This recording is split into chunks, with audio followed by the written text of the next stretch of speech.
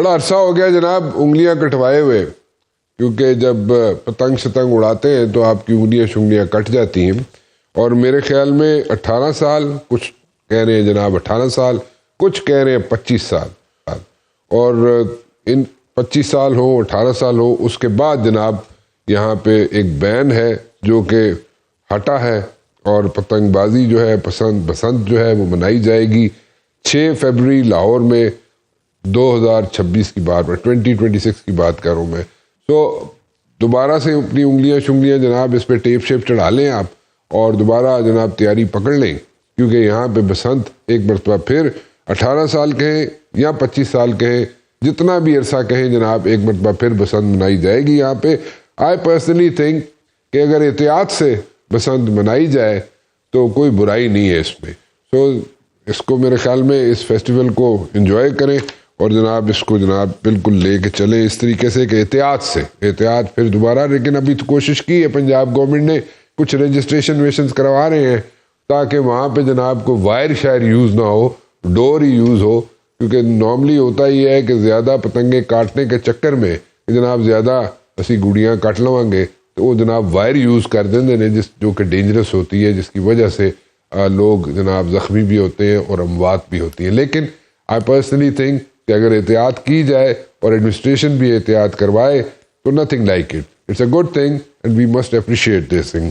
Secondly मैं बात करना चाहूँगा ज़रा थोड़ी सी पॉलिटिकल साइड पे अगर मैं चलूँ तो मैं ये ज़रूर कहना चाहूँगा कि कुछ अर्सा पहले मैंने मैं इंटेल की बेसिस पे तो मैंने ये बात नहीं की थी, I will be very honest, लेकिन मुझे नज़र आ रहा था कि जनाब जैसे जनरल फैज़ हमीद को सज़ा हुई, इसी तरह मैंने इसके साथ एक और बात कही थी कि जनाब हो सकता है कि 9 मई के जो लोग हैं जिनके खिलाफ सॉलिड एविडेंसेस मौजूद हैं, उनमें कोई भी हो सकता है। उसमें जनाब लीडरशिप भी हो सकती है पीटीआई की, उसमें वो लोग भी हो सकते हैं जिनके खिलाफ जनाब मुकम्मल प्रॉपर सॉलिड एविडेंसेस मौजूद हैं, उनको भी सज़ाएं हो सकती हैं। ये बात हुई थी तकरीबन नवंबर 23 नवंबर को मैंने ये बात की थी। ज़रा उसका क्लिप दिखा दें ताकि मैं आगे चल सकूँ जी। दिसंबर के महीने में अगर कोई सज़ा आ जाती है इमरान खान के लिए, लेकिन मेरा एनालिसिस ये है कि अगर आइंदा 1-2 महीने में इमरान खान को सज़ा मिल भी जाती है तो एफर्ट्स जो है वो जारी रखनी चाहिए कि जनाब हुकूमत, इस्टेब्लिशमेंट और इमरान खान के दरमियान या पीटीआई के दरमियान जो है एक ऐसा माहौल पैदा हो कि दे कैन सिट अक्रॉस। सियासी सूरत हाल जो बनेगी, जो डेवलप होगी in the days to come, उस पर भी मैं बात करूंगा। लेकिन पहले एक बड़ी इंपॉर्टेंट चीज़ है जिसको लेके मैं चलना चाहूँगा, एंड दैट इज़ कि जनाब $686 मिलियन जो है वो अमेरिका देगा, और वो अपग्रेडेशन के लिए देगा कि F-16 जो है उनकी अपग्रेडेशन हो सके। अपग्रेडेशन होगी और उसके साथ साथ यूसेफ यानी कि अमेरिकन एयरफोर्स और PAF जो है वो जॉइंट ट्रेनिंग्स भी करेंगे। It's also a big time thing. इसको पहले मैं डिस्कस कर लेता हूँ जनाब। मेरे साथ मौजूद हैं एयर मार्शल आमिर मसूद साहब, और पॉलिटिकल साइड पे अगर मैं बात करना चाहूँगा उसके बाद तो मैं बात करूँगा मुजम्मिल असलम साहब से और इख्तियार वली खान साहब से, जिनका ताल्लुक मुस्लिम लीग नून से है। लेकिन पहले मैं एयर मार्शल साहब से बात कर लूँ। एयर मार्शल साहब कैसे हैं आप? खैरियत से? जी बिल्कुल ठीक ठाक, आप सुनाइए। बस ठीक ठाक जी, आप सुनाए खैरियत से हैं? कुछ बड़ा मतलब it's a hefty amount, $686 million for the upgradation of F-16s। How do you take it जी? जी मैं बहुत इसको पॉजिटिवली देख रहा हूँ। इसमें 2-3 एस्पेक्ट्स हैं जिनको देखने की जरूरत है, क्योंकि हमारे पास जितने भी एयरफोर्स के F-16s हैं ये हमारे पास आए थे 1983 में, और they were among the initial batch. आप कह लें कि उस वक्त जो चंद ममालिक जिन्हें F-16 दिया गया था उनमें पाकिस्तान भी शामिल था, क्योंकि हम लोग उस वक्त अफगान वाली जंग लड़ रहे थे on the behest of America, और F-16 जो है उसने बड़ा कलीदी किरदार अदा किया था उसमें। हमने अफगानिस्तान के तकरीबन 8 से 10 जहाज भी मारे थे, और F-16 जो था वो एयर डिफेंस के लिए बहुत ज्यादा इस्तेमाल हुआ, और हमें उन्होंने सबसे पहले ममालिक थे जिनमें F-16 को अमेरिका ने एक्सपोर्ट किया, बल्कि काफी सारा जो था वो 8 पैकेज के थ्रू आया हमारे पास, जो कि आने 100 से ज्यादा जहाज थे, लेकिन उसके बाद फिर प्रेसिडेंट अमेंडमेंट लग गई, तो हमारे पास इनिशियली जितने जहाज आए वो 42 थे। उनमें से कुछ डेफिनेटली एक्सीडेंट्स भी हुए, लेकिन ये वो थे जो ब्लॉक 15 जिन्हें कहते थे शुरू में। उसके बाद with the passage of time इसके ऊपर अपग्रेडेशन होती रही, और एक स्टेज पे आके तकरीबन आप कह लें कि ये 2017-18 की 2008-9 में इनके ऊपर MLU मिड लाइफ अपग्रेड हुई थी, जिसकी वजह से इसके रेडार को V9 किया गया, APG-68, जिसकी कैपेबिलिटीज बहुत बढ़ी, और इसमें बियॉन्ड विजुअल रेंज वेपन्स की भी हमें कैपेबिलिटी उसके साथ मिली, जो कि MRAM है। तो उसी के साथ हमने ब्लॉक 52 भी कुछ जहाज लिए थे, एक स्क्वाड्रन पूरा, जो कि हमारे पास इस वक्त मौजूद है। सो कुल हमारे पास तकरीबन 72 के करीब जहाज बन गए थे जो F-16 हैं। इनमें से ज्यादातर जो है उनकी मिड लाइफ अपग्रेड हुई है, और बाकी जो है वो ब्लॉक 52 हैं, और एक स्क्वाड्रन ऐसा है जो कि जॉर्डेनियंस का पुराना जहाजों का है, जिसपे हम ट्रेनिंग कराते हैं। सो ये एक कन्फिग्रेशन है, लेकिन मैं ये जरूर कहना चाहूंगा कि F-16 हमारी हमेशा से बैकबोन रही है, और तकरीबन 4 दहाइयों तक हमने इंडिया को जो मेन डिफरेंस होता था उनके लिए वो F-16 ही होता था, और उसने बहुत सारे मिशंस किए, बहुत सारे कैपेबिलिटीज उसके पास हैं। पुलवामा में जो दोनों जहाज़ों को मारा वो भी F-16 ने ही मारा था। तो हमारे पास अल्हम्दुलिल्लाह F-16 की जो महारत है टेक्निकल के लिहाज से, पायलट्स के लिहाज से, वो काफी अच्छी मौजूद है। तो अब जो है दोबारा से F-16 वही जो हमारे पास मौजूद है उनकी अपग्रेड होनी है, उनके सॉफ्टवेयर अपग्रेड होना है। उनमें अगर नए मिसाइल्स हमने लगाने हैं जिनकी रेंजेस PL-15 से भी ज्यादा हों, तो वो भी सॉफ्टवेयर अपग्रेड मांगती हैं। जिस तरह आपका आईफोन होता है, तो आईफोन अब जो है आईफोन 16-17 वाला भी आ रहा है, तो उसका जो पिछला सॉफ्टवेयर है वो ऑब्सोलीट हो जाता है, और उसकी फिर ना मार्केट वैल्यू रहती है, ना उसकी स्पेस सपोर्टेबिलिटी रहती है।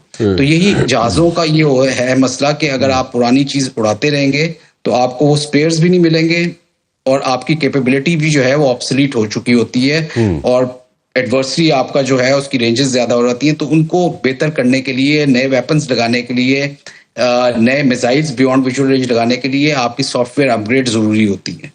सो ये डेफिनेटली पाकिस्तान की कैपेबिलिटी जो है उसको ये आगे लेकर जाएंगे, लेकिन ये भी होगा डेफिनेटली क्योंकि अमेरिकन इन्वॉल्व होंगे इसमें, और उनकी अपनी कंपनीज भी इन्वॉल्व होंगी जो सॉफ्टवेयर देंगी। तो ये दोनों विन विन सिचुएशन आप कह लें कि उनकी भी बेसिकली एक किस्म का एक उनको मिलेगा, प्रॉफिट मिलेगा, और पाकिस्तान की भी कैपेबिलिटी ऊपर जाएगी।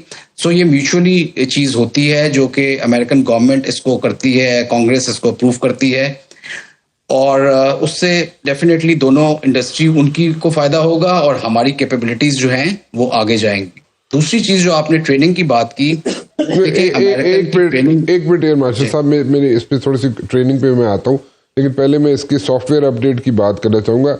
इसमें अभी जो है इसको जो अपग्रेड किया जाएगा इसके सॉफ्टवेयर को F-16 के, उससे PL-15 जो मिसाइल्स हैं वो कैरी हो सकेंगे जो पहले नहीं हो सकते थे। इसी तरह ही बात है, या मैं कुछ गलत तो नहीं कह रहा?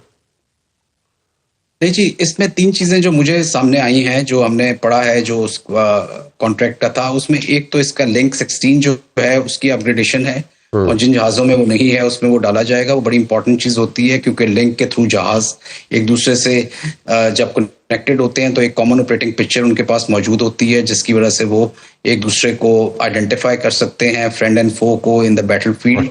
और उसमें ये बहुत जरूरी होता है कि जब कॉम्बैट जोन में आप जाएं तो जितने प्लेयर्स आपके हैं उनको एक ही लिंक पे होना चाहिए। वो आइडेंटिफिकेशन के लिहाज से, डिसीजन मेकिंग के लिहाज से, वेपन लॉन्च के लिहाज से आपको बहुत हेल्प करती है ये चीज। तो वो चीज लिंक की जो है वो चीज एक तो कैपेबिलिटी डाली जाएगी इन तमाम जहाजों में। दूसरी चीज जो थी वो सॉफ्टवेयर अपग्रेड जो होगा वो आपका एवियोनिक्स का सॉफ्टवेयर होगा, जिसमें स्टोर मैनेजमेंट सिस्टम एक होता है जिसमें वेपन्स लगते हैं, और दूसरा आपका रेडार होता है जिसके अंदर सॉफ्टवेयर की अपग्रेडेशन होती है, और फायर कंट्रोल सिस्टम होता है। तो इसकी जब आप सॉफ्टवेयर अपग्रेड करते हैं तो इसकी जो कैपेबिलिटीज हैं, यानी कि जो वेपन इसके साथ आज लगता है, फॉर एग्जांपल MRAM चार्ली जिसे कहते हैं, उससे जो नया आया है डेल्टा, जिसकी रेंजेस जो हैं इससे तकरीबन डबल के करीब हैं, और जो PL-15 की रेंजेस से शायद ज्यादा हों, तो वो वेपन भी आप इस सॉफ्टवेयर पे लगा सकेंगे। और रेडार्स जो है उसकी भी capability to track and scan जो कैपेबिलिटी उसकी होती है, मल्टी टारगेट ट्रैकिंग की, और उसके अंदर ECM फीचर्स और ECCM फीचर्स होते हैं, वो बेहतर होंगे। सो ये एक कंप्लीट स्वीट की सूरत में होता है, जिसे वाइपर मॉड कहा जाता है, क्योंकि वाइपर एक कोड नेम है जो F-16 के लिए इस्तेमाल होता है।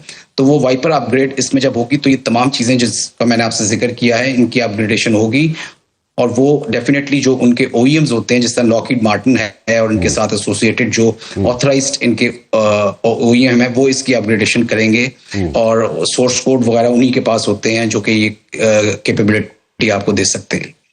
अच्छा, चलो ठीक है सर। मेरे ख्याल में इससे अगर मैं इसको सम अप करूं और आसान लफ्ज़ों में इसको बयान करूं आम आदमी के लिए, तो एक और मेरे ख्याल में फेदर होगा PAF की कैप में, इसको इसी तरह लिया जाए। जी बिल्कुल, it will definitely enhance PAF capability, और F-16 जो है उनको इम्पेटस मिलेगी। F-16 हमारी हमेशा से बैकबोन रहे हैं और आज भी बैकबोन है, और एक बहुत कैपेबल जहाज है जिसने पाकिस्तान एयरफोर्स की ट्रेनिंग में एक बहुत कलीदी किरदार अदा किया है, और आज हमारा बहुत सारा एयर क्रू और टेक्निकल क्रू जो है वो इसमें महारत रखता है। और इसकी कैपेबिलिटी का बेहतर होने से ये फायदा होगा कि हमारे पास मल्टीपल प्लेटफॉर्म्स अवेलेबल होंगे in case of any contingency है, जिस तरह संदूर 2 की ये बातें कर रहे हैं। तो ये बहुत एक डेटरेंस होगा against the Indians venture against Rafale वगैरह। ये इसकी कैपेबिलिटी तकरीबन राफेल से अगर ज्यादा नहीं तो कम से कम उसके बराबर जरूर होंगी। अच्छा। तो definitely this will be a very positive sign for Pakistan air force, और जितनी ट्रेनिंग हमारी अमेरिका से हुई है उसने हमें डेफिनेटली एक एयरफोर्स को बहुत एक जो आगे हम ट्रेनिंग भी देख रहे हैं जो होगी अमेरिका के साथ, तो वो होती रही है ज्वाइंट ट्रेनिंग इंस्पायर्ड अलर्ट के नाम से। हम काफी उनसे सीखते भी रहे हैं और आपस में म्यूचुअल ट्रेनिंग भी करते रहे हैं, और अमेरिकन एयरफोर्स ने हमें इंडिपेंडेंट तरीके से जो लड़ने की जो तो वो हमने शुरू से ही जब से पाकिस्तान आज़ाद हुआ तो हम उन्हीं के कैंप में रहे। तो वो रशियंस के मुकाबले में उनकी एयरफोर्स की ट्रेनिंग बहुत अच्छी है, उनकी इंडिपेंडेंट एम्प्लॉयमेंट ऑफ एयरफोर्स है, और उन्होंने ये चीज़ सेकेंड वर्ल्ड वॉर से सीखी कि you have to win in the air before you have to win on the ground और इन द सी। तो वो ट्रेनिंग से हमें बहुत फायदा हुआ है, और आज जिस जगह पे पाकिस्तान खड़ा है उसमें डेफिनेटली अमेरिकन ने एक बहुत इंपॉर्टेंट किरदार अदा किया है जहां तक ट्रेनिंग का ताल्लुक है। तो वो चीज हमारे लिए डेफिनेटली एक पॉजिटिव चीज है, और आगे भी हमारे जितने टेक्निक्स टैक्टिक्स और प्रोसीजर्स हैं वो मॉडर्न तरीके से हो सकेंगे, और एयरफोर्स को डेफिनेटली बेनिफिट होगा if you fly with the best of the air forces in the world. ठीक है। अच्छा, इसका मुझे ये बताइए कि जो ज्वाइंट ट्रेनिंग्स हैं बिटवीन यूसैफ और पाकिस्तान एयरफोर्स, इससे क्या इन्हेंसमेंट हो सकती है? मतलब कि इट्स लाइक एक्सरसाइज, और how should we take it? Training से क्या, जॉइंट ट्रेनिंग से क्या इसको अखज़ किया जाएगा? ठीक है, एक्सपीरियंसेस होते हैं, शेयर किए जाते हैं, I understand, but then again आम लफ्ज़ों में अगर इसको बयान किया जाए तो इससे क्या फ़ायदा पहुंचेगा? देखिए मुबश्शिर साहब, मैंने तकरीबन 30 साल के करीब F-16 उड़ाया है, और मेरी ज्यादातर एक्सपीरियंस उसी पे रहा है। तो हमने बहुत सारी एक्सरसाइजेस पहले भी की अमेरिकन के साथ, उनके कैरियर ग्रुप भी आते रहे यूनाइटेड स्टेट्स नेवी के, उनके साथ हमने 2 साल की आइजनहावर के साथ और निमेट्स के साथ। तो और प्लस हमने इंस्पायर्ड अलर्ट एक्सरसाइजेस 2007 से लेकर काफी 4-5 हम कर चुके हैं, जो अमेरिकन एयरफोर्स के एयरक्राफ्ट इधर डिप्लॉय होते हैं। हमें काफी कुछ सीखने को मिलता है। दो के American are very possessive about few things, के जिस तरह वो अपनी वीडियो वगैरह और इस तरह की चीजें बहुत ज्यादा शेयर नहीं करते, वो नेटो कंट्री से भी नहीं करते। लेकिन कम से कम हमें जब उनके साथ हम फ्लाई करते हैं तो एक ब्रीफ होती है, उसके बाद डी ब्रीफ होती है, उसके बाद उनकी टर्मिनोलॉजीज होती हैं, फिर उनके लोग जो आते हैं, जो ग्राउंड क्रू, जो मेंटेनेंस वाले होते हैं, उनके प्रोसीजर्स हम देखते हैं, उनका इक्विपमेंट देखते हैं हम।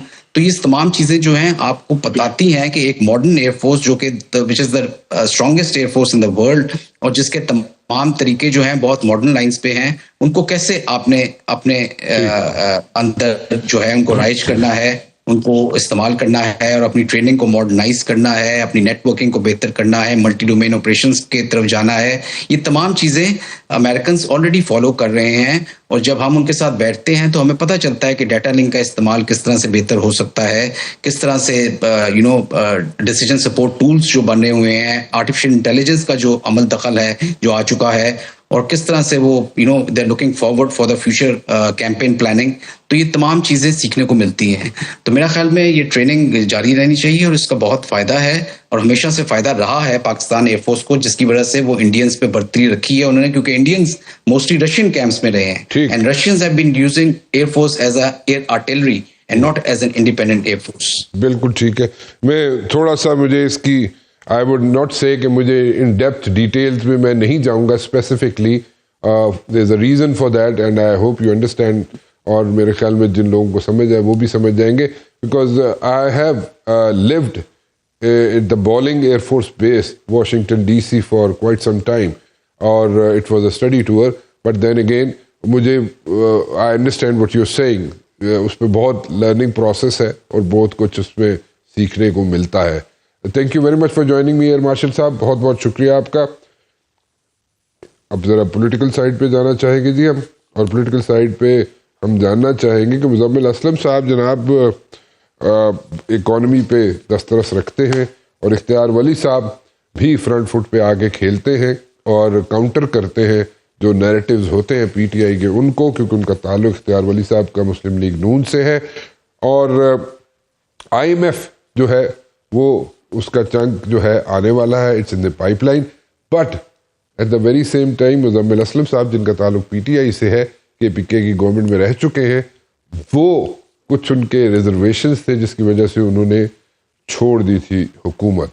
मैं एक ब्रेक की तरफ जाऊंगा, ब्रेक पे वापस आऊंगा तो फिर बात करेंगे कि व्हाट नेक्स्ट, पॉलिटिकल सिनेरियो क्या बनेगा, IMF के चंक आने से क्या फ़र्क पड़ सकता है, और अगर, जिसका जिक्र मैंने पहले इंट्रो में भी किया, अगर 9 मई के जो जिन लोग हैं जिनके खिलाफ शवाहिद मौजूद हैं, सॉलिड एविडेंसेस मौजूद हैं, और उसमें लीडरशिप भी शामिल है PTI की, उनको सजाएं होती हैं, तो फिर कैसे चीज़ें शेप अप होंगी in the days to come. एक छोटी सी ब्रेक के बाद इख्तियार वली खान साहब मेरे साथ मौजूद हैं जिनका ताल्लुक मुस्लिम लीग नून से है जनाब, और अनकरीब हमें मुज़म्मिल असलम साहब भी ज्वाइन करने वाले हैं। लेकिन इख्तियार वली साहब, आई हैव अ क्वेश्चन। एक तो पहले ये बताएं कि आप you are in Nowshera right now और किसी और जगह पे हैं?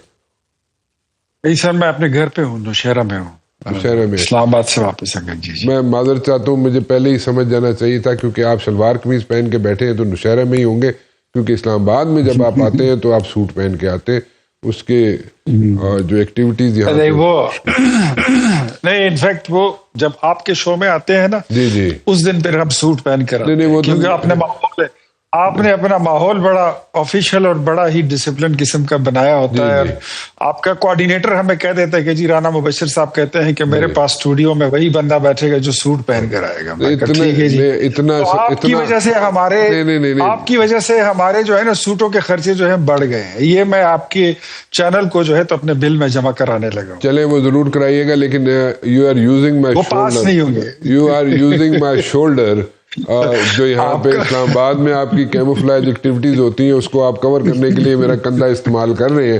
जरूर करें, कोई बात नहीं, लेकिन मेरा कोऑर्डिनेटर कभी नहीं आपको कहेगा सूट पहन के आए।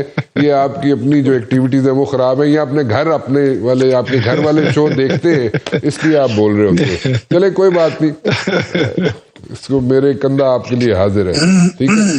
अच्छा इख्तियार साहब ये बताएं मुझे, IMF का चंक आ गया, ठीक है, इट्स इन द पाइपलाइन, ठीक है, अब वहाँ से भी असिस्टेंस आ जाएगी, एंड यू नो अगर देखा जाए तो when it comes to like donor agency, ठीक है, आपको पैसे तो मिलना शुरू हो जाते हैं, ठीक है, but at the very same time do you think your government is making ample efforts to bring in investments in Pakistan, या पुल कर सकी अभी तक इन्वेस्टमेंट्स पाकिस्तान में आपकी गवर्नमेंट?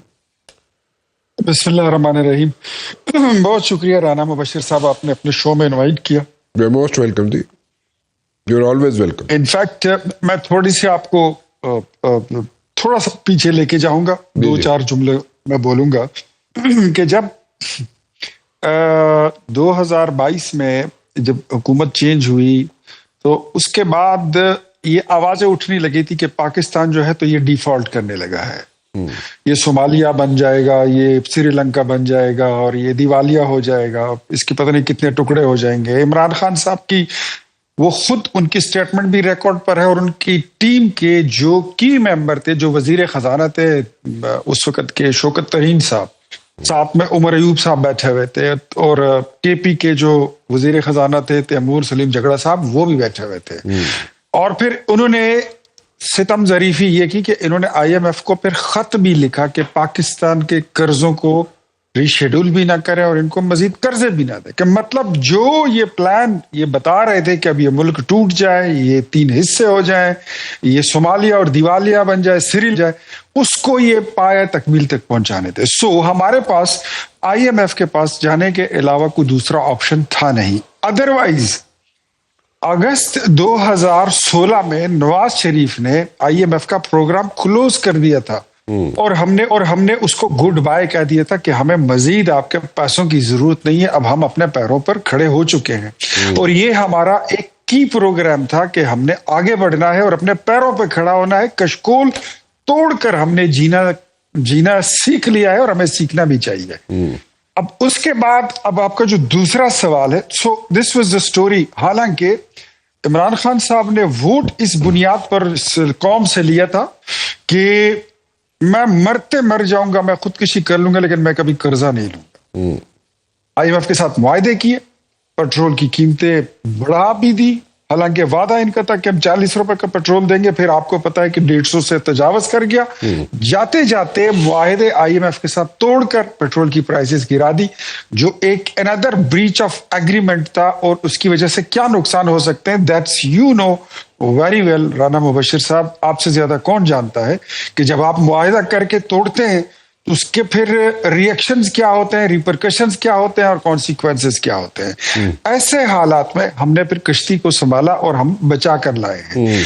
आज आप जो सवाल दूसरा कर रहे हैं इन्वेस्टमेंट का, एक मिनट इख्तियार वली साहब, यहाँ पे जरा रुक जाइएगा, क्योंकि इस पे पहले मैं इस रिस्पॉन्स ले लूँ, फिर इन्वेस्टमेंट पे चलता हूँ मैं, क्योंकि यहाँ पे बहुत देर से मुजम्मिल असलम साहब हंस के लोट पोट हो रहे हैं। तो मुझे वो कुछ कहना चाह रहे हैं, मतलब कि लाइक यू नो उनके पेट में बल पड़ रहे हैं कि वो कुछ कहें, लेकिन वो हंस के गुजारा कर रहे हैं। मुजम्मिल साहब, you want to say something over here? जी बिल्कुल। अस्सलाम वालेकुम इख्तियार वली साहब, आपको भी सलाम। और मैं थोड़ा सा जो है ना करेक्शन कर दूं, क्योंकि मैं पिछली माशी टीम का हिस्सा था, मैं वफाकी वजीर खजाना में भी था और PTI का जो है ना माशी तर्जुमान, आज भी मैं PTI का इकोनॉमिक और माशी तर्जुमान भी हूँ। पहली बात तो ये कि इख्तियार वली साहब की जितनी भी इंफॉर्मेशन है वो सोशल मीडिया और वहां वाली है, जो या कोई टॉक शो में किसी से सुन लिया तो वही बातें, क्योंकि मैं फर्स्ट हैंड सारी चीज का विटनेस हूं, तो मैं आपको कुछ बता देता हूं। पहली बात तो ये कि तैमूर सलीम झगड़ा ने खत मिफ्ता इस्माइल को लिखा था, IMF को नहीं लिखा था। तो ये पहली चीज ऑन रिकॉर्ड, एक दफा नहीं 10 दफा आ चुकी है, ठीक है जी। दूसरी बात ये कि IMF का प्रोग्राम जो है ये माशाल्लाह 25वें प्रोग्राम में है। इमरान खान ने एक प्रोग्राम लिया और उसके अलावा 24 प्रोग्राम, ये जो इस वक्त जो प्लेटर में PDM जो 1 पेज या हाइब्रिड प्लस जो भी है, इन लोगों ने 24 प्रोग्राम लिए, ठीक है जी। फिर उन 24 प्रोग्राम में से आज तक जो है ना 2 प्रोग्राम ऐसे थे, एक शौकत अजीज साहब ने जो है ना प्रोग्राम कहा कि हमें नहीं चाहिए, थैंक यू वेरी मच, और एक नवाज शरीफ साहब के दौर में खत्म हुआ, ठीक है ना।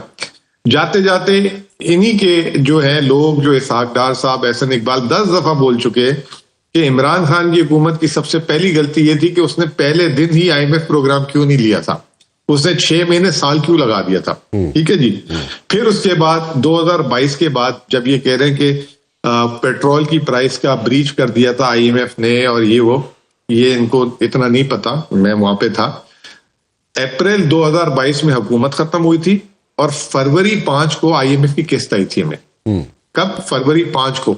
और पेट्रोल की कीमतें तो इमरान खान जो है दिसंबर से जो है नीचे की हुई थी। सेल्स टैक्स, ये आज भी जो मजे ले रहे हैं सारे, हेलो जी जी बोलो जी, आ रही। आज भी जो ये सारे मजे ले रहे हैं, आज भी 0 है सेल्स टैक्स, और वो इमरान खान ने किया था, जो अभी भी ये हुकूमत ले रही है पिछले 4 साल से उसका फायदा। जिस दिन सेल्स टैक्स 18% लग गया ना, तो ये जो है एक दिन नहीं हुकूमत में गुजार सकेंगे। तीसरी चीज, सबसे जो इंपॉर्टेंट चीज है, जब हम गए उसके बाद से 3 IMF प्रोग्राम ले चुके हैं शहबाज शरीफ साहब। पहला वो जो हमारा वाला था, फिर उसके बाद 9 महीने का था, फिर उसके बाद ये जो अभी चल रहा है, और एक क्लाइमेट का। ये इन्होंने 4 प्रोग्राम ले लिए हैं उसके बाद। तो ये रिकॉर्ड तो सारे इनके हैं, और ये बिल्कुल जो है गलत कह रहे हैं जब अगर ये कहते हैं कि इमरान खान ने जाते हुए IMF का ब्रीच कर दिया। तो इसहाक डार साहब जब जो थे ना, ये प्रोग्राम चल रहा था, इसहाक डार ने कहा था आई डोंट केयर, और IMF ने वो प्रोग्राम को खत्म करा जबरदस्ती। ये जो है, ये सारी चीजें रिकॉर्ड का हिस्सा है। ठीक। और ये बिल्कुल जिसे कहते हैं कि, क्योंकि मैं ये फर्स्ट हैंड नॉलेज दे रहा हूं, बेहतर होगा कि इख्तियार वली साहब जो है ना, जो इनकी माशी उस वक्त जो लोग थे उनको मेरे सामने बिठा ले, और ये जो है ना उनके सामने भी ये बात क्लियर हो जाएगी। जी इख्तियार साहब, आप जोर जोर से सर हिला रहे हैं कि नहीं ऐसा नहीं है, क्यों, वजह? मैं अगर अब बहस शुरू कर दूं तो आप बोलेंगे कि मेरे प्रोग्राम का वक्त खत्म। नहीं, वक्त नहीं खत्म होता, आप फिक्र नहीं करें, लेकिन भाई स्पेसिफिकली जवाब दे लेकिन मैं सलीस तरीके से, बड़े आसान, क्योंकि ये जो मईशत दान होते हैं ना, इकोनॉमिस्ट भाई होते हैं, ये मुजम्मिल साहब की तरह ये चीजों को घुमा फिरा के ना 2-3 सिंपल 6 होता है, ये 6 को पता नहीं उसकी कितनी सूरतें बना देते हैं, कितने सिपारे बना देते हैं। मुझे एक बात का जवाब दे दीजिए, क्या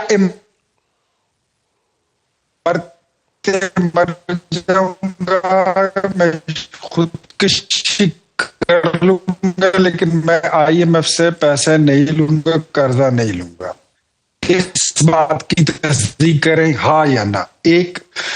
उसने ये कह दिया था शेख रशीद अंडरमाइन हो चुकी है, हमारे बाद जो आएंगे वो जलील हो जाएंगे, और ये मुल्क आगे चलेगा नहीं, ये डिफॉल्ट कर जाएगा एट एनी कॉस्ट। डिफॉल्ट इस मुल्क का, दिवालिया होना इस मुल्क का मुकद्दर बन चुका है। आप इस बात की तरदीद करें। नंबर 3, शौकत तरीन ने यह कह दिया था कि हमने पाकिस्तान के कर्जे ऑलमोस्ट 75 साल के दुगने नहीं किए हैं, लेकिन 81% 84% की उन्होंने कह दिया कि इतना कर्जा हमने बढ़ा दिया है 3.25 साल में। आप मेरी इन 3 सवालों का जवाब दे दो, मुजम्मिल साहब डिनाई कर दें कि ये बातें ऑन रिकॉर्ड नहीं। जी मुजम्मिल साहब, वो बात जो है ना, मुजम्मिल साहब जवाब दीजिए। वो मैं बात में भी, आपने इमरान साहब ने तो उन्होंने कहा था कि पेट्रोल 65 रुपए का महंगा है, हम 40 में देंगे, और जाते वक्त इमरान खान ने जब उनकी हुकूमत खत्म होने लगी थी, IMF से पैसे आपने ले लिए थे, उसके बाद आपने पेट्रोल सस्ता किया। चले जी मुजम्मिल साहब चेक कर लीजिए। मैं जल्दी पहले ये बता देता हूँ कि शहबाज शरीफ साहब ने जब कोविड के दौर था, उन्होंने कहा था 70 रुपए का पेट्रोल कर दें, और यूं उंगलियां हिला के बोला था कि 70 का 100 रुपए सर, मैं बात सवाल कर रहा हूँ इमरान साहब, मैं जवाब दे देता हूँ। शहबाज साहब की बात शुरू कर देते हैं। सर, मैं आप इमरान खान की कह रहे थे, मैं किसकी सिंपल उस पर आ जाइए। अच्छा भाई, मैं तीनों बातों के जवाब देना चाहूंगा। 3 सवाल मैंने रख दिए, माजरत के साथ तीनों बातों का आपको जवाब देना चाहूंगा। जी जनाब अली, अगर IMF का प्रोग्राम इमरान खान ने खत्म किया था, तो IMF जब PDM की हुकूमत थी, मैंने मीटिंग कोऑर्डिनेट कराई थी इमरान खान के अप्रूवल लेने, जो 9 महीने का जो इसहाक डार साहब ने प्रोग्राम फारिग कर दिया था। उसके बाद उन्होंने कहा था इलेक्शन से पहले 9 महीने के प्रोग्राम में जब तक PTI कंसेंट नहीं देगी, ये प्रोग्राम आगे नहीं चलेगा। तो वो इमरान खान साहब ने उसकी कंसेंट दी थी, नंबर 1। नंबर 2, आप बात कर रहे हैं डिफॉल्ट की हम इसलिए बात कर रहे हैं कि जिस दिन आपको हुकूमत दी थी उस दिन 17 अरब जो है खजाने में थे, और जो है ना 3 अरब डॉलर पे आप खजाना ले गए थे। तो उस वक्त क्या कहते हैं हम आपको कि ये जो है मुल्क जो है आपने बड़ा अच्छा संभाल लिए, और आज भी खजाने में 2022 के बराबर इतने IMF के कर्जे लेने के बाद हुआ। अब आपने शौकत तरीन साहब पे बात की, जब शौकत तरीन साहब और इमरान खान साहब की हुकूमत खत्म हुई थी, पाकिस्तान का मजमूई कर्जा था 43,000 बिलियन रुपीस। ठीक है, कितना? 43,500 बिलियन। और 3.5 साल में 18,500 अरब रुपए इमरान खान के दौर में कर्जा बढ़ा था, जिसमें आधे से ज्यादा कर्जा रुपए की कदर की वजह से बढ़ा था। अब आ जाए, जिस दिन इन्होंने हुकूमत ली, कितनी में? 43,500 में। और आज है 78,000 अरब कर्जा। ठीक है जी, 73 माइनस 78, तो इन्होंने जो है 35,000 अरब रुपए जो है ना सालाना 1,000 अरब रुपए ये कर्जा 10,000 अरब रुपए सालाना ये कर्जा ले रहे हैं। ठीक है ना, तो जो 78 साल में जब जहां पे शौकत तरीन साहब छोड़ के गए उसका 80% पिछले 3 साल में जिसमें मईशत अच्छी करने आए थे उस पे ये कर्ज लेने के लिए मतलब इन्होंने कर्जा लिया। अब आखिरी बात ये कि इमरान खान ने कहा कि मैं सूली लटक जाऊंगा, मैं ये हो जाऊंगा। आपको मैं सिर्फ याद करा दूं, जब इमरान खान साहब की हुकूमत आई थी ना, पहले जो 8 महीने इमरान खान साहब नहीं गए थे ना IMF में, तो $3 अरब चाइना, $3 अरब सऊदी अरब और $2 अरब UAE, $8 अरब इमरान खान जो है ना फ्रेंडली कंट्रीज से लेकर आया था, जिसकी आज तक मजे ले रहे हैं। वो रोल ओवर हर साल करवाते जाके $1 ऐड नहीं करवा सके ये फ्रेंडली कंट्रीज से। आज भी तुर्कमानिस्तान गए हुए हमारे वजीर आजम साहब माशाल्लाह, जितने उन्होंने ट्रिप किए हैं वो तो मेरे ख्याल से इस साल मतलब 3 सालों में दुनिया के किसी वजीर आजम ने नहीं किए होंगे, लेकिन खैर उस पर नहीं जाते। तो $1 ऐड नहीं कर सका। SIFC वाले क्या बात कर रहे हैं, इनका गवर्नर स्टेट बैंक क्या बात कर रहा है, कर्जों की क्या बात कर रहे हैं। और आज की IMF की रिपोर्ट उठा लें, और आज दी न्यूज वाले की स्टोरी है मेहताब हैदर की कि जो IMF की रिपोर्ट आ रही है उसके हिसाब से नजर ये आ रहा है कि अगला IMF प्रोग्राम भी ड्यू है, क्योंकि 2027 में इनको $32 अरब का जो है ना इनका वो है जो इनको पैसे अरेंज करने।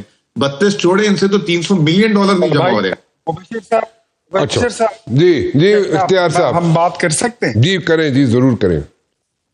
देखिए मैं फिर कहता हूं, क्या इन्होंने जो सवाल मैंने किए थे, आप डू यू थिंक सो, इस वक्त कौम के साथ तो मैं डायरेक्ट बात नहीं कर सकता, मैं आपसे पूछ लेता हूं। जी जी बोले। जो मैंने सवाल किए, क्या मुजम्मिल असलम साहब ने उसका रेलेवेंट जवाब दिया? आप मुतमईन हुए उससे? देखिए कुछ चीजें जो वो बता रहे हैं, अगर आप समझते हैं कि अगर आप मेरी गुजारिश सुने, कर्जे की बात की मैंने, आप एक गुजारिश सुने मेरी इख्तियार वली साहब, मैं आपसे मुखातब, मैं आपसे बात करूं जी। इफ यू थिंक कि जनाब यहाँ पे उन्होंने आपको सेटिस्फाई नहीं किया मुजम्मिल असलम ने, तो you shoot a question, toss him a question again, there is no issue. मैं बताता हूं, ये बात सवाल कुछ और था, वही सवाल गन्ना जवाब चन्ना वही वाली बात थी। मैं तो आपको ये कह रहा हूं कि आपके लीडर ने ये कहा था, लोगों से वोट लेने के लिए ये ड्रामा बनाया था कि हम कर्ज नहीं लेंगे, हम खुदकुशी कर लेंगे। कर्जा लिया। आपके दौर में जब कर्जा आप कहते हैं कि उसमें रुपए की कदर कम हुई, तो आप कहते हैं कि वो तो रुपए की कदर कम हो गई इसलिए कर्जा जो है 75 साल का दुगना हो गया। हमारे दौर में आपकी पॉलिसी और आपकी सोच कुछ और है। और दूसरा, उस दौर में अब आप क्या समझते हैं कि PDM की हुकूमत आते ही ऐसी क्या तबाही फेर गई कि 3-4 महीनों में ही $17 अरब बह गए? हो सकता है इस तरह, ये पॉसिबिलिटी हो सकती है, बिकॉज आपके जो आपकी लाइनें थी वो सारी गलत थी। आपका लीडर खुद कह कर गया है कि हमारी डायरेक्शन ठीक नहीं थी। सर आप किधर होके थोड़ा सा रुके। अच्छा ठीक, बिल्कुल ठीक है, बिल्कुल ठीक है। आपने नहीं, मैं एक मिनट सवाल पे जाता हूँ। देखिए सवाल पे जरूर जाएं, आप 10 सवाल करें इन्हें, देयर इज नो इशू। इख्तियार साहब आप 10 सवाल करें, कोई मसला नहीं है। मैं सिर्फ एक ब्रेक ले लूं कमर्शियल, मुझे उसकी इजाजत अगर आप दे दें। एक छोटी सी ब्रेक लेता हूँ जी, वापस आता। इख्तियार वली साहब और मुजम्मिल असलम साहब मेरे साथ मौजूद है। अच्छा मुजम्मिल असलम साहब, मुझे एक बात बताएं, ये अभी चले वो जब कहा जा रहा था, उस वक्त कहा जा रहा था कि जनाब वो नहीं लेंगे। शुरू में जब इमरान खान साहब आए थे उन्होंने कहा जनाब कि हम IMF के पास नहीं जाएंगे, और फिर उसके बाद उन्हें जाना पड़ा और वो कहा गया कि जनाब वो लेट गए, पहले चले जाते। There were some like business tycoons, I am witness to this thing. उन्होंने कहा था, मेरे सामने कहा था उस वक्त फाइनेंस मिनिस्टर को कि बहुत जल्दी चला जाना चाहिए था IMF के पास, देर क्यों लगाई? इसका क्या रीजन था? उसका रीजन, अगर जल्दी चले जाते ना तो बिजनेस टाइकून जो है ना, जो सरवाइव कर गए थे ना जी, तो वो शायद सरवाइव ही ना कर पाते। अच्छा। ये वही काम हुआ, ये जो 2022 में IMF ने इनसे करवाया। उस वक्त जब असद उमर गए थे IMF के पास, तो IMF ने कहा था कि आप रुपए की कदर को जो है मतलब कोई 180 रुपए ले जाएं एक साथ, ठीक है। शरह सूद को जो है वो 22-23% तक कह रहे थे लेके जाएं। इंपोर्ट पे पाबंदियां लगाने की बात कर रहे थे। आज ये जो PDM जो आवाम के अंदर ये जो इस वक्त 45% पाकिस्तान में गुर्बत जो पाकिस्तान में एनेमिक जो ग्रोथ जो इस वक्त सारे बात कर रहे हैं जी, वो चीज जो IMF ने इनसे करवाई वो उस वक्त 2018 में हमसे करवाने जा रहा था। ठीक। फिर IMF को हमने दिखाया कि भाई आप अकेले नहीं हो पैसे देने वाले, तो हमने 8-10 अरब जो मैंने बताया सऊदी अरब इधर से पैसे लेकर आए, अपना होम ग्रोन जो है प्रोग्राम इंप्लीमेंट कराया। उसके बाद IMF कहीं आया और 14% पे इंटरेस्ट रेट पे तैयार हुआ, एक्सचेंज रेट पे जो है 150 पे तैयार हुआ था, जो मिफ्ता इस्माइल साहब और इसाक डार साहब रोक के गए थे। शमशाद अख्तर बीबी ने फिर डिवैल्यूएशन की थी, मिफ्ता ने भी थोड़ी सी की थी, और आज तक मिफ्ता रिकॉर्ड पे बोलते हैं बातें। ठीक है ना। ठीक।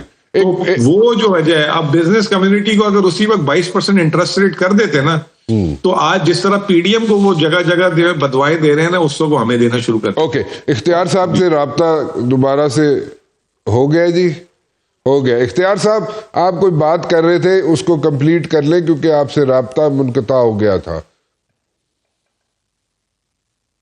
देखिए, मैं ये कहूंगा मुजम्मिल साहब, यहाँ पर ये तो अब कोई मतलब तहरीक इंसाफ का जलसा तो है नहीं कि आप जो कह रहे हैं वही ठीक है और हम ताली बजा देंगे।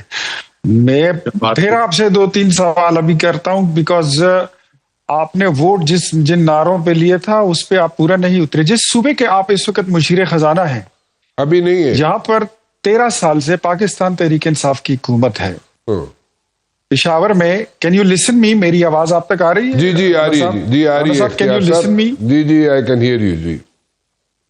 अच्छा जी जी। अच्छा, मेरा सवाल ये है कि जिस सूबे में आप रह रहे हैं, इतनी आपकी अच्छी हुकूमत थी, तो 13 साल में यहाँ पर ये जो यूनिवर्सिटियां हैं उसमें कोई एक यूनिवर्सिटी आपने बनाई है?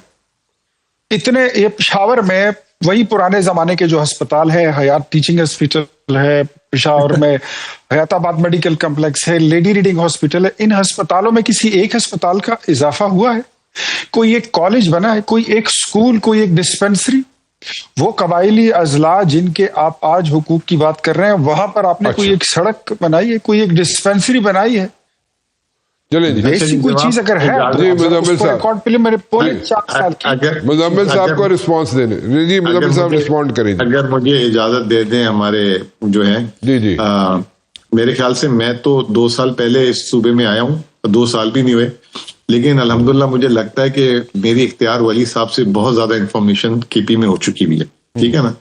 इस वक्त खैबर पख्तूनख्वा में 33 यूनिवर्सिटीज हैं और पंजाब में भी 34 यूनिवर्सिटीज हैं। नंबर 1 ये स्वाबी यूनिवर्सिटी, स्वात यूनिवर्सिटी, शायद ये मेरे ख्याल से सूबे में कम टाइम गुजारा इन्होंने।